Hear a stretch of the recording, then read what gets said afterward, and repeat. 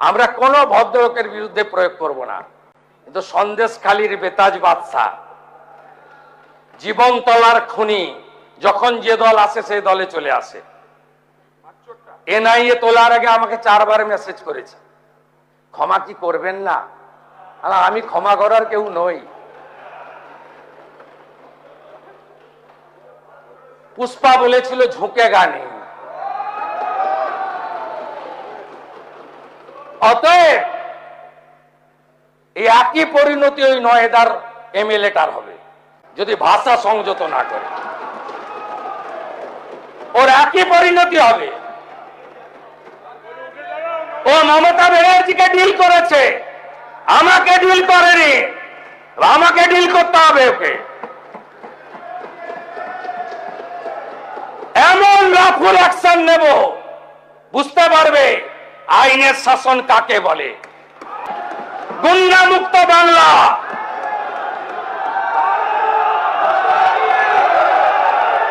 গুন্ডা মুক্ত বাংলা, একটাকে ছাড়া হবে না। বকরিদ করেছেন, অসুবিধা হয়েছে? মহরম করেছেন, অসুবিধা হয়েছে? কোথাও কেউ বাধা দেয়? আইন মেনে করুন না, এই ভুল বুঝাবেন না লোককে। আর এই রাজ্যের যারা ভারতীয় হিসেবে স্বীকার করেন নিজেকে মনে প্রাণে হৃদয়ে, তাদেরকে বলবো যে দল, যে ধর্ম, যে সম্প্রদায়ের হন, আইন মেনে চলুন। এই সরকার আইনের শাসন প্রতিষ্ঠা করেছে, এটাকে ধরে রাখবে, অন্যায় করবে না। এই আইন কারোর ক্ষেত্রেই রাজনৈতিক প্রতিহিংসার ইনস্ট্রুমেন্ট হিসেবে ব্যবহার হবে না। পলিটিক্সে ক্রিমিনালদের আমদানি হলো সিপিএম এর হাত দিয়ে। একটি সম্প্রদায়কে রাস্তায় নামিয়ে আমি তোমাদেরই লোক এইটা প্রমাণ করতে গিয়ে এই রাজ্যে 2019 সাল থেকে যে ঘটনাগুলো পরপর ঘটেছে, যার খেসারত এই রাজ্যের একটা সময় কাস্তে হাতুড়ি তাড়াতে ভোট দেওয়া হরগোবিন্দ দাসের পরিবারকে দিতে হয়েছে, যার খেসারত সরকারি সম্পত্তি, রেলপথ, রাজপথ, রাজ্য সড়ক, সরকারি অফিস, ব্যক্তিগত ব্যবসা কেন্দ্র, আবাসস্থল, সব জায়গা ধ্বংসস্তূপে পরিণত হয়েছে। 2019 সিটিজেনশিপ অ্যামেন্ডমেন্ট অ্যাক্ট, সিএএ আইন লাগু, আইন কার্যকর, 1,21,000 পিটিশন, 19,000 নাগরিকত্বের সার্টিফিকেট। আগে সরকার কি করলো শুনুন। আগে সরকারে একজন মন্ত্রী ছিল যিনি মন্তেশ্বরে হেরেছেন সৈকত পাঁজার কাছে। তিনি তার রাজনৈতিক পরিচয়ের বাইরে তিনি একজন ধর্মীয় নেতা। তার ধর্ম প্রতিষ্ঠানে অনেক বেসরকারি মাদ্রাসা আছে। প্রথম বর্ধমানে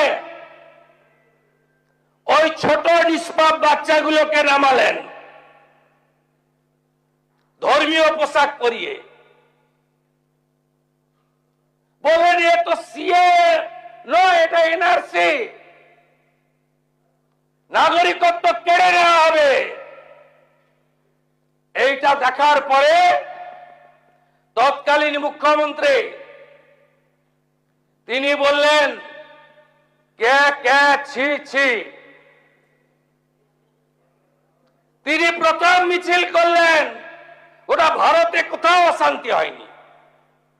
সিটির মোড় থেকে শ্যামবাজার 5 মাথার মোড়, অর্থাৎ আগুনটা লাগালেন, ওই আগুনে বাংলা জ্বলল। একটু আগেই প্রসূনবাবু বলছিলেন চাঁচলের শামসি রেল লাইন উপড়ে দিয়েছিল। রেলে কি শুধু হিন্দু চড়ে, মুসলমান চড়ে না? ওই লাইনগুলো তো গনি খান চৌধুরী পেতে দিয়ে গেছিলেন। শামসির রেল লাইন উপড়ালেন, ভরত যাওয়ার বসে আছে বেলডাঙ্গা, তখন চেয়ারম্যান বেলডাঙ্গার স্টেশন জ্বলল, 500 হকারের দোকান পুড়ল। ঔরঙ্গাবাদে কালী মন্দির, নিমতিতাতে লাইন দিয়ে 68টা দোকান লুট পোড়ানো, রেজিনগরের স্টেশনে আগুন, নবান্ন থেকে একটু দূরে সাঁতরাগাছিতে 37টা বাস পড়ল, 22টা সরকারি বাস।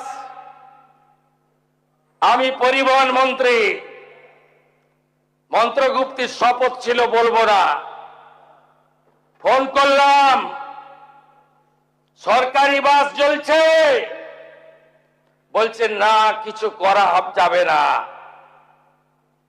আমি পুলিশকে বলেছি ওদের সঙ্গে কথা বলতে, যাতে রাস্তাটা পরিষ্কার হয়।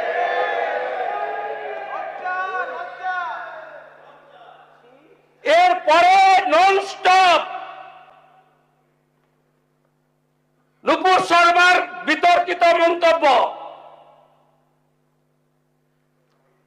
তার বিরুদ্ধে ব্যবস্থা নিল রাজনৈতিক দল। গোটা হাওড়া জেলা অবরুদ্ধ করলেন 36 ঘন্টা। প্রসূতি মা ধুলাগড় টোল প্লাজার পাশে একজনের বাড়িতে কাপড় ঘিরে প্রসূতি মার সেবা দিল গ্রামের লোক। 36 ঘন্টা জাতীয় সড়ক বন্ধ। উলবেড়িয়ার মনসাতলা বিজেপির 3তলা পার্টি অফিস দাউ দাউ করে জ্বালালেন। বেতুয়া ডহরি, নাকাশিপাড়া সব রেল লাইন ভেঙে পুড়িয়ে দিলেন। শক্তিপুর, বহরমপুর কি করেননি বলুন? এই যে নওদার এমএলএ যে ভাষায় কথা বলে, এটা আপনাদের পাপের ফল। বলছে 4700 জেল, তাই নাকি? আপনাকে কেমন সবক শিখাতে হয় এই সরকারের মুখ্যমন্ত্রী শেখাবে। সিদ্দিকুল্লাহ চৌধুরী কেন খাগড়াগড় বিস্ফোরণে তদন্তে বাধা দেয়, এর উত্তর দিতে পারবেন?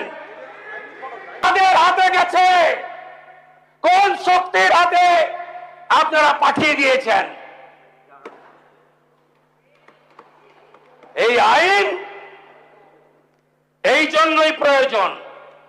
কেন প্রয়োজন? দাঙ্গা, বেআইনি সমাবেশ, হিংসাত্মক বিক্ষোভ, আইন শৃঙ্খলা ভঙ্গের অন্যান্য ঘটনায় সরকারি ও বেসরকারি সম্পত্তি সুরক্ষা নিশ্চিত করা রাষ্ট্রের একটি গুরুত্বপূর্ণ দায়িত্ব।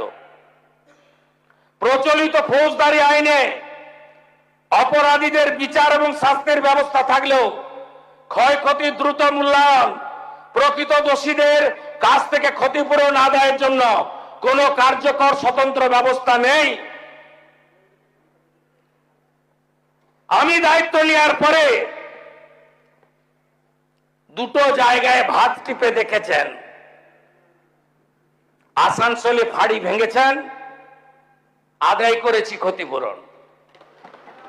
সুদ সহ আদায় করব, 3 গুণ টাকা আদায় করব, ভিটা মাটি বেচে আদায় করব,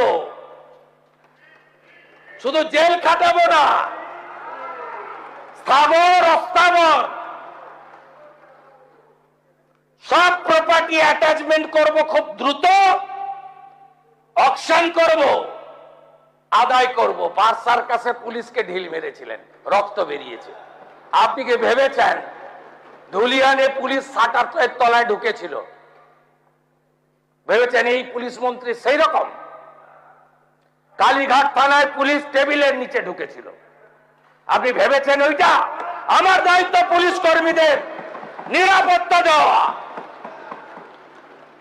সরকারি বেসরকারি যাই ভাঙুন, 1 ইঞ্চি এগোতে দেব না, একদম নিশ্চিন্ত থাকুন। আর আপনারা যারা সাপারর ফ্যামিলি গোটা রাজ্যের, শুনে রাখুন, যা হয়ে গেছে অতীত, আর কিছু করতে দেব না। যদি করে এই আইনের কঠিন এবং কঠোর প্রয়োগ হবে।